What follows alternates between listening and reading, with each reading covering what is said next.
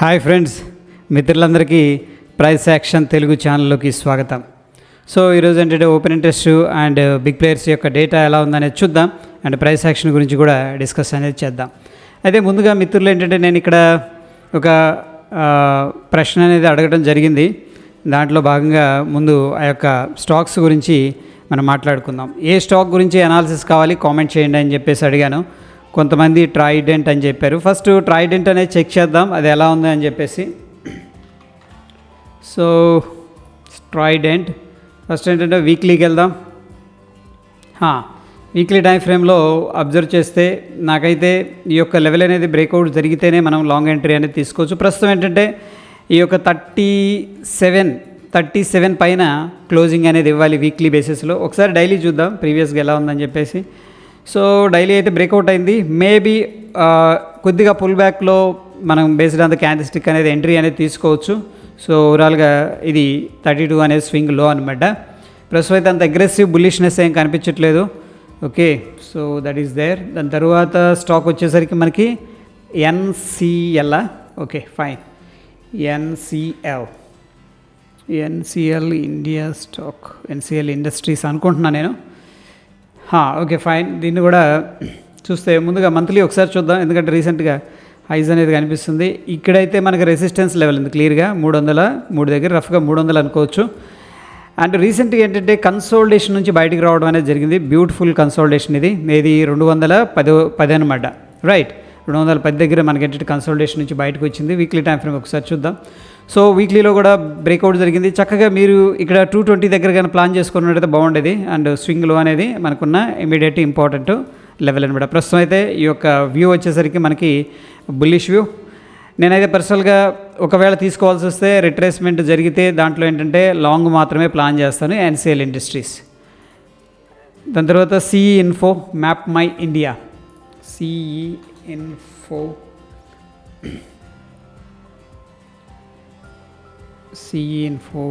Map my India.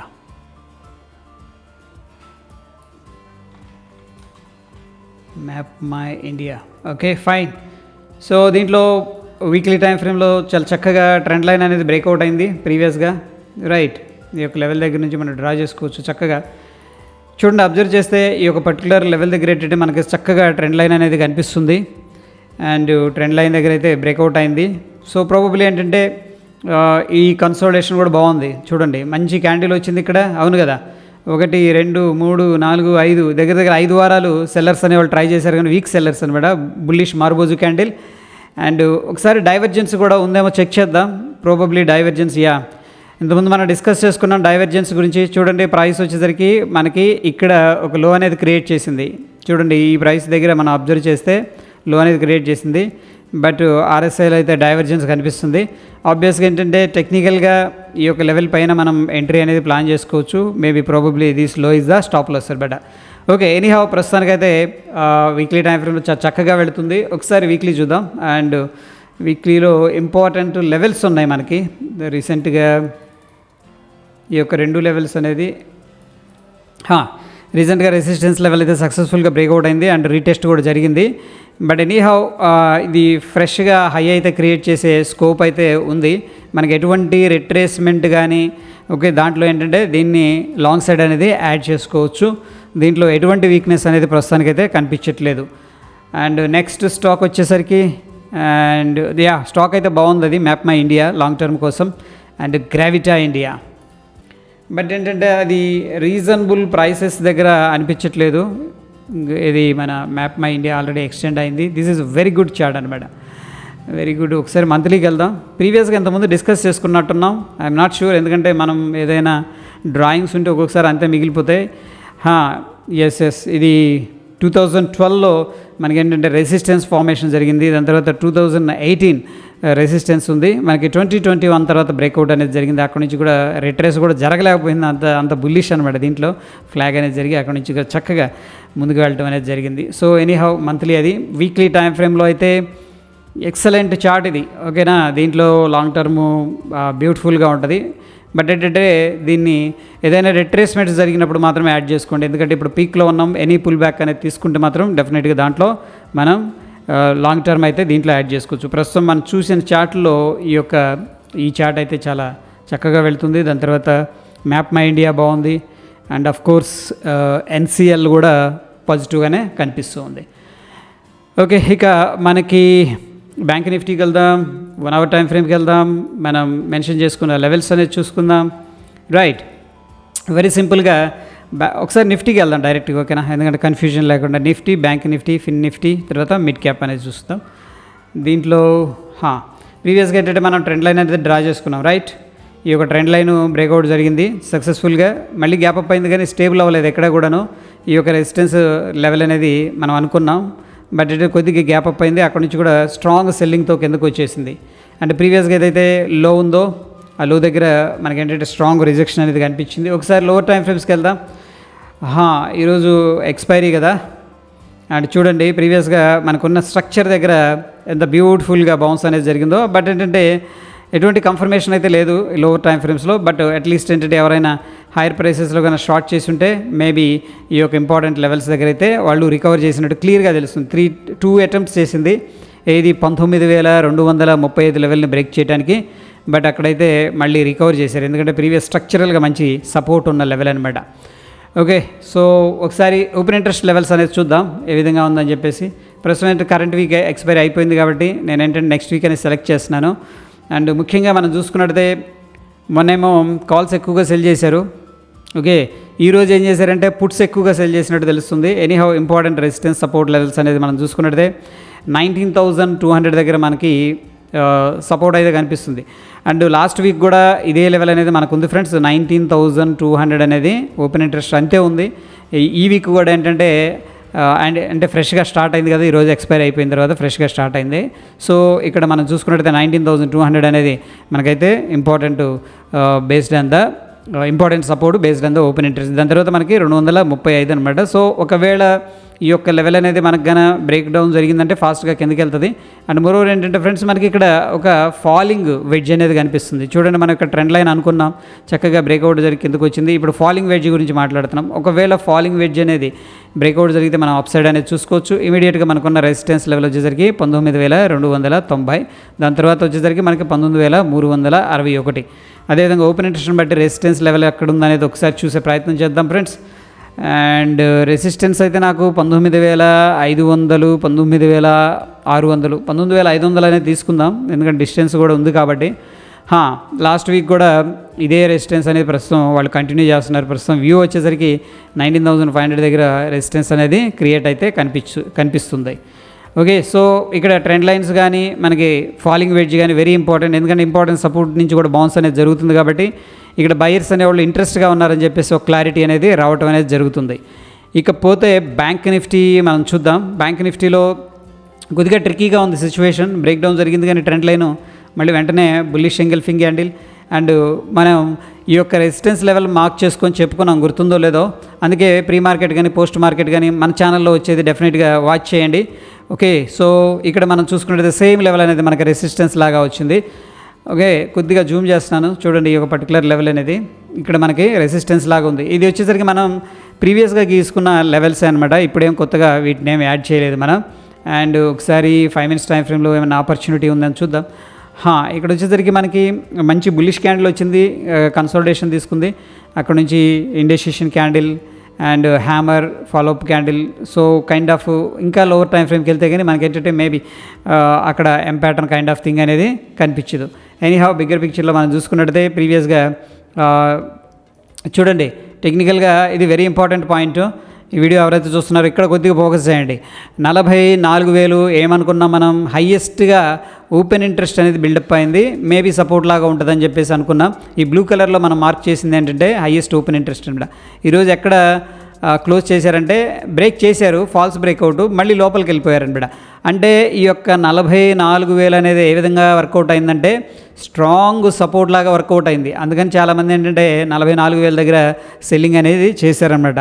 Okay, so anyhow previous structure కూడా ఇక్కడ ఉంది. ప్రీవియస్గా మనం అనుకున్నాం, ఇంతకుముందు ఏమనుకున్నాం అంటే ఈ యొక్క లెవెల్ అనేది వెరీ వెరీ ఇంపార్టెంట్ లెవెల్ అనుకున్నాం, గుర్తుందో లేదో. ఈ స్వింగ్లో బ్రేక్అవుట్ అయితేనే మనం ఏదైనా సరే బేరిష్ సైడ్ ఉంటాం. బట్ ఏంటంటే బ్రేక్ చేశారు కానీ చూడండి ఈక్వల్గా ఇది ట్వీజర్ బాటమ్ అంట, ఈక్వల్గా అక్కడ నుంచి కూడా బౌన్స్ అనేది జరిగింది.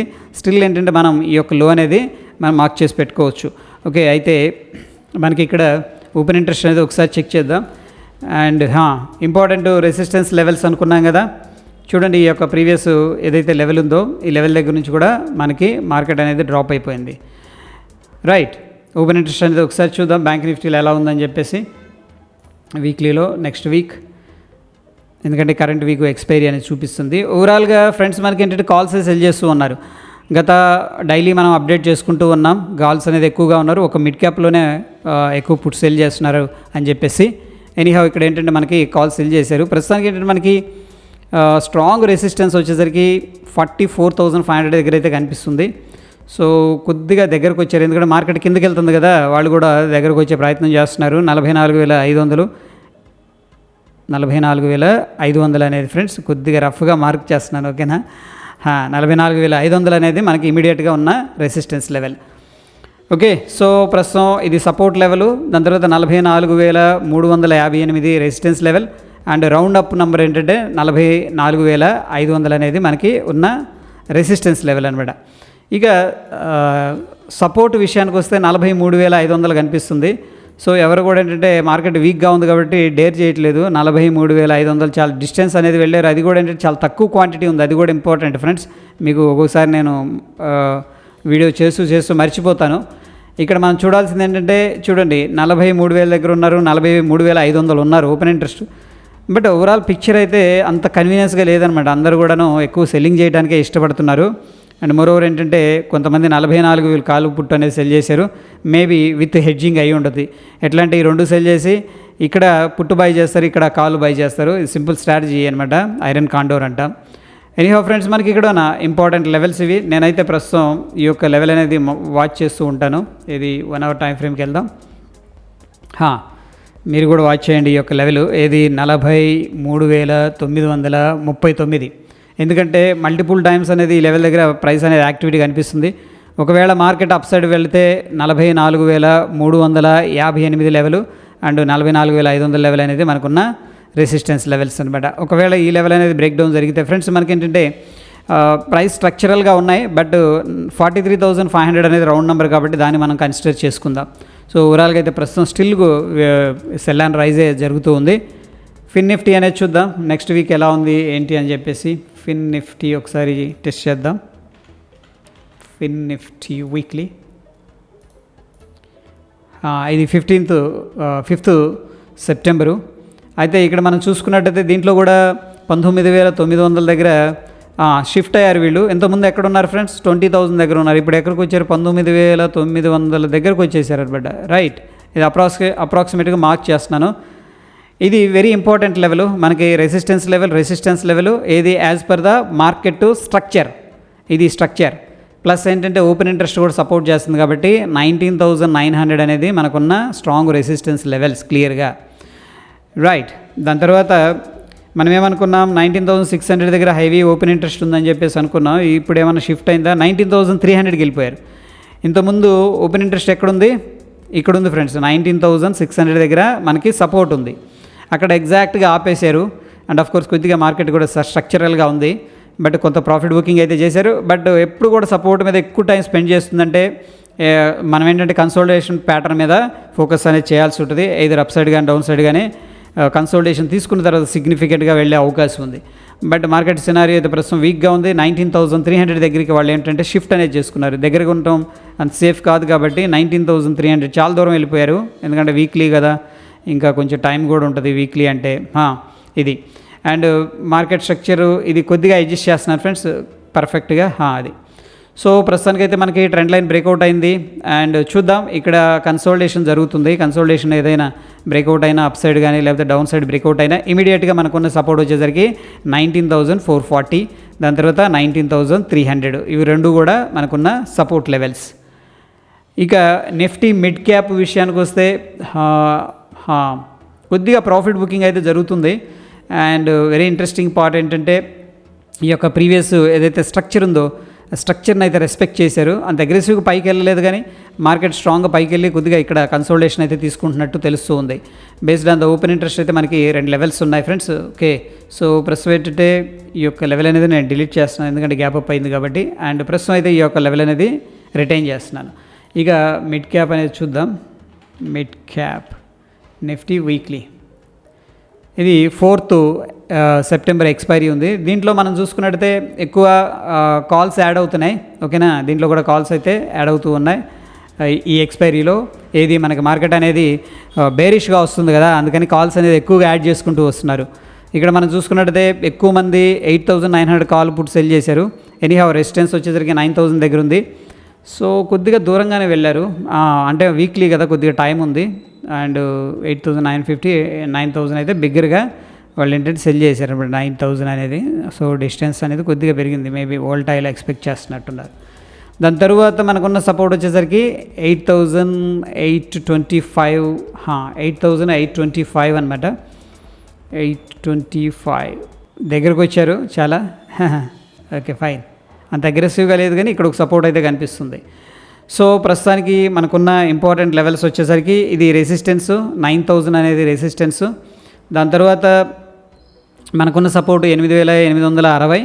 దాని తర్వాత అది బ్రేక్అవుట్ అయితే 8,825 ఫ్రెండ్స్. అది బ్రేక్అవుట్ అయితే మనకి 8,777. ప్రస్తుతానికి అయితే ఒక కన్సోలిడేషన్ ప్యాటర్న్ అనేది జరుగుతుంది.